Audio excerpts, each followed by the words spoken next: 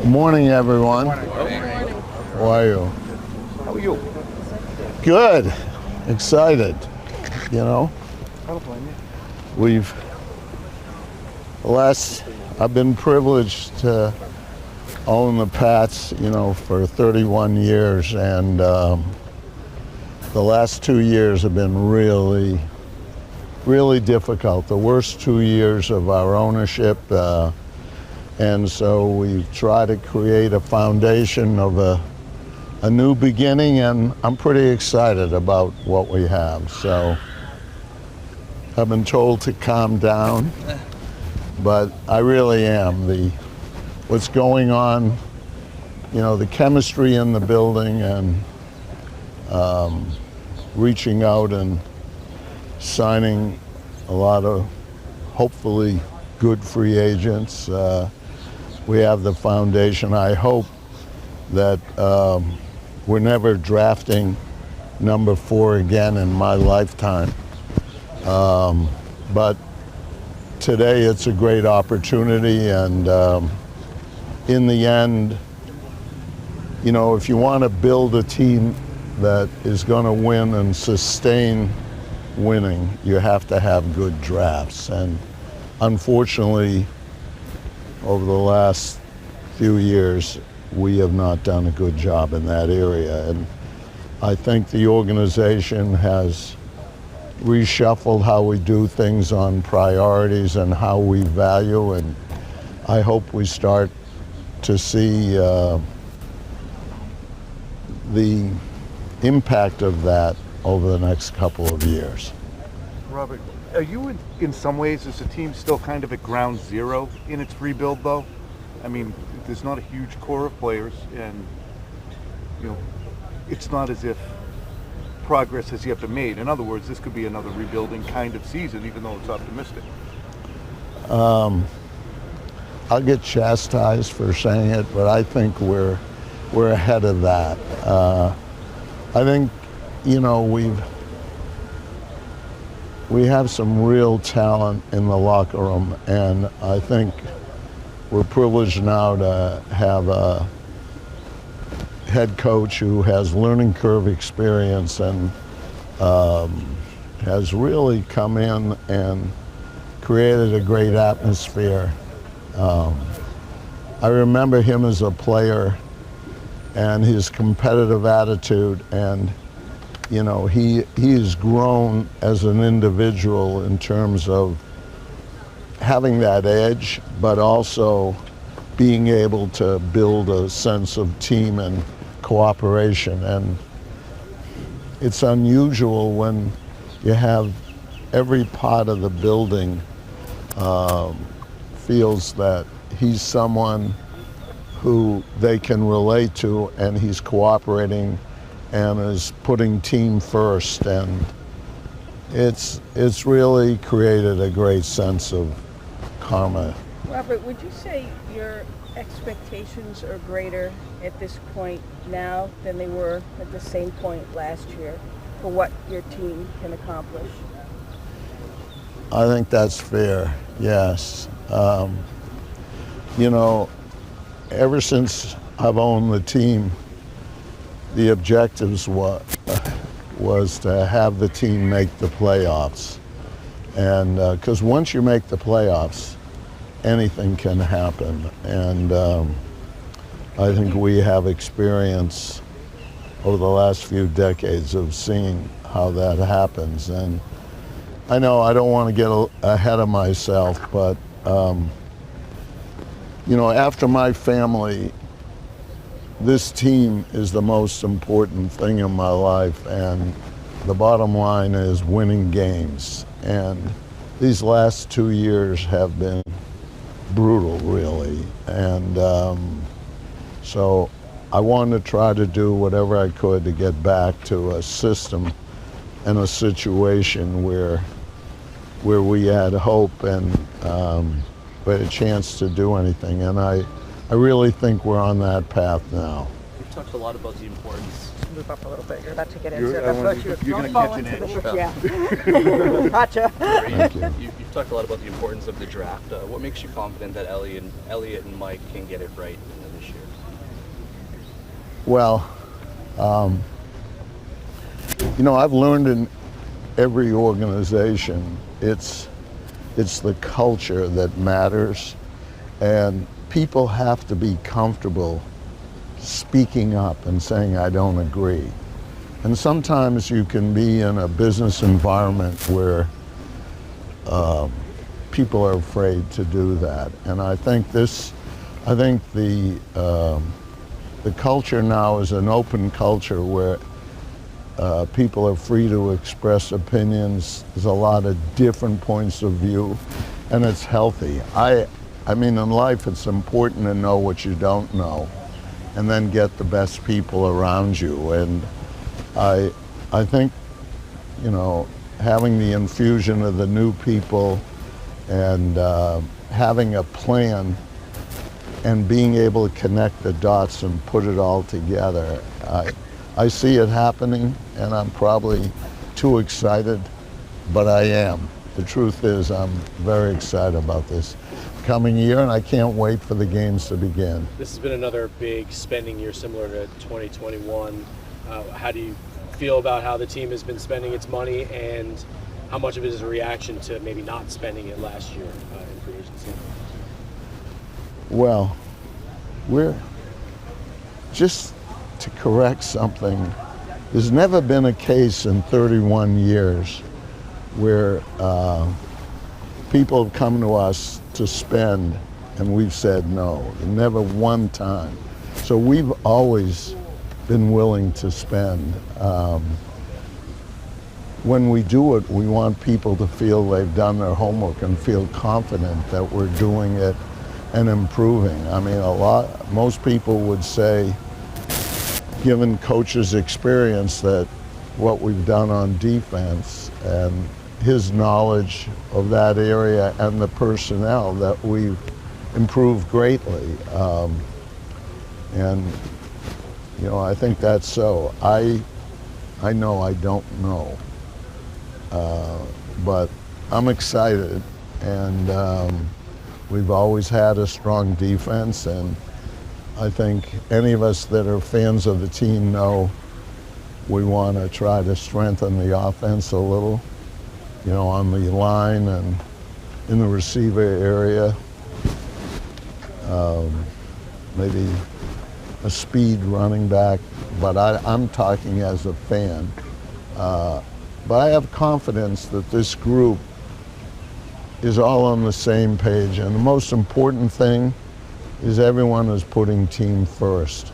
And that, in this business, you can't have little groupings who have their own ideas. And the fact that it's starting fresh and everyone expresses how they feel, it's been very exciting for me. What would Okay, make this? Robert, What would make this season a success? What would make this season a success for you? For me, Yeah. if we make the playoffs. Robert, what was your reaction to the team's low marks in the NFLPA report card survey? Well, it was eye-opener for me, and then I put it in context that in 31 years, going through these last 2 years and the way things were and the culture was there, it really opened my eyes in a way, because we think we're bonded and we have things, but it just was not a good environment, and we want to do everything we can to make this. The feeling is one of the best places you can go, and I think we had that for quite a while in terms of winning, and people wanted to come here, and then the last couple of years changed it, and now it's management and ownership's job to do everything they can to create the culture that this is a place that people want to come to. And I really believe it's happening. And now we got to produce on the field, and people want to come to be in this environment. And we're trying to do the different things we can to make that happen. Robert, you're going to be 84 in June. Some NFL owners, like Ralph Wilson, Dan Rooney, stepped aside or took a step back around the similar age. Have there been any discussions, any succession plans, things like that? Are you telling me what? First of all, I think I'm 35, and you all will laugh when I say it, but I really, you know, in life, look, I was a little kid sitting on those benches dreaming about owning this team and bringing a winning culture here. I said after my family, this team and this foundation to combat hate and anti-Semitism, those are my passions.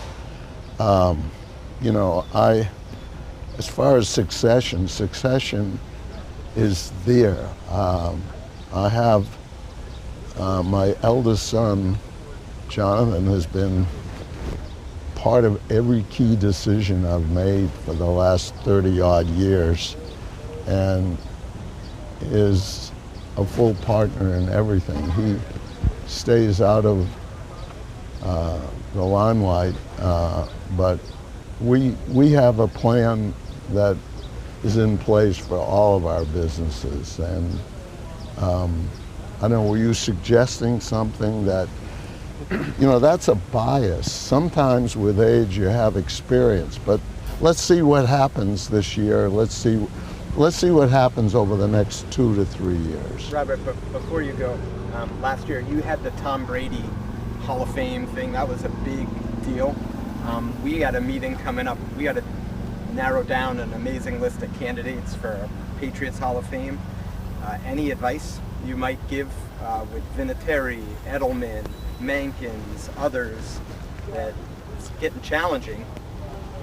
Well, I don't know, people probably get mad at me for what I'm about to do, but I know Thursday we have a meeting of our Patriots Hall of Fame group, and I decided the end of last week to make a call to, sorry, thanks. Good things happen in the bushes. I called Bill Parcells, and I asked him if he would be kind enough to accept going into our Patriot Hall of Fame. He had been a finalist for 5 years, and going back to your question, while both of us are alive in our late 30s, you know, I thought it would be great, given what he's done for the team, if he would accept entry as a contributor into the Patriots Hall of Fame. And he accepted. I actually wanted to meet with him in person, but he was on his way to Saratoga, where he goes. So he's sort of, so I'm excited. We'll have him at our Patriots Hall of Fame induction ceremonies, and I'm sorry if I messed up the Thursday meeting of the people. Can I squeeze one off on news-wise? Any updates on the Everett Stadium and where things stand and how it's coming? Well, you know, I go back, I think back to when I bought the Patriots. I had gone out to St. Louis and met with James Orthwein and knew we had a stadium that was inadequate, and I called the then governor and said, I'm going to keep the team from moving to St. Louis, but I need your commitment that you're going to help me get a stadium in downtown Boston. And he said, I'm there, you're in. And of course, we all know what happened. And the political environment here is a little different So we built the only stadium in America that's 100% private. And we're willing to do that for soccer because fans to go, usually 20, 25,000 is what comes to a soccer game. And we're willing to do this privately financed stadium in Everett, but politics takes over in Beantown, unlike most places. So we're willing to do it. We just need the political people and get all the agendas putting team first. And we hope it happens, but we can't force it. Robert, going back to the NFLPA report card, Kraft one, that guy. you've announced you have a Let's cut that new off. training facility. Go ahead. You've announced a new training facility in 2026, which should address some of the concerns about the weight room that players had. They also raised the team plane, ashtrays, no Wi-Fi. Are there any plans to buy or have a new team plane for the team? Well, first of all, let me just correct. There are no ashtrays on the plane. I mean, that goes back 30 years ago. I don't know, have anyone gone on a plane with ashtrays? There's no ashtrays, and I'm willing to take a bet with anyone who says that. Think, we bought those planes to make it easier for our team to travel. It was very hard pre-COVID to get planes, and we're in the process of trying to update and improve that. And we want everything we do to be top of the heap and first class. And rather than having to go out and charter and everything, we wanted to control. We've let the planes be used by different charities, and they've done a lot of good, but we do need an upgrade. Thank you. Thank you all. Thanks all. Have a great day, bud. You too.